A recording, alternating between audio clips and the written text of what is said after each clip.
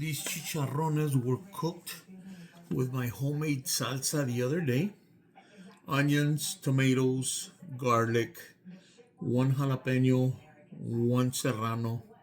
It was a total of 3 Roma tomatoes that I threw in here. They had been canned. They had been canned for a year and a half. And I opened the jar the other day and showed everybody here how to make the salsa out of them, out of the mix.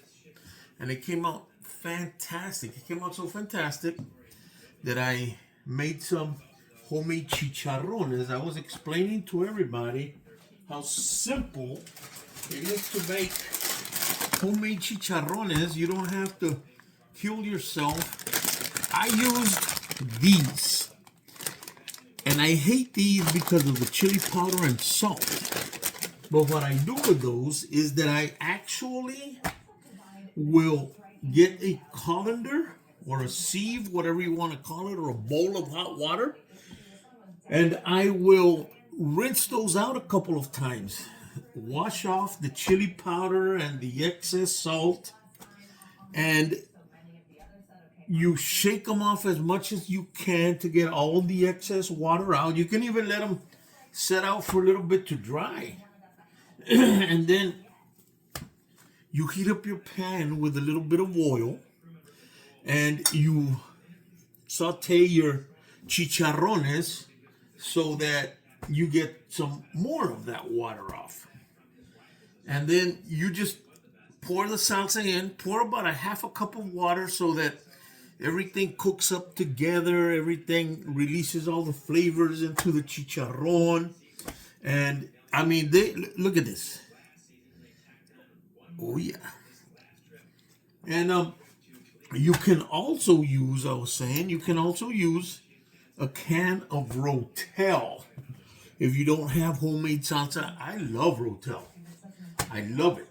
But sometimes with Rotel, I'll add some extra onion, some extra jalapeno, some extra tomato, you know, kind of like make it more homemade salsa. So today, I had this left over from yesterday, actually.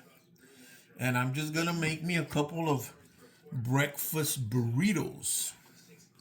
So the little bits of egg you see in there are the eggs that I couldn't help mixing with the with my chicharrones. I threw them in the container and planned to eat them as leftovers. So I guess I can never measure these evenly, so I'm gonna throw all of this in. Look at that, that is so good.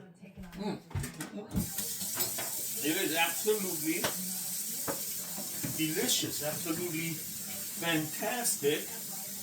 And you know, to make a burrito, fold the edges on the outside. You can leave them loose. Make sure that those are tucked in, because you don't want your first bite of your burrito to bathe you in chicharrones or whatever you stuffed them with. And so I hope you all enjoyed this. God bless you.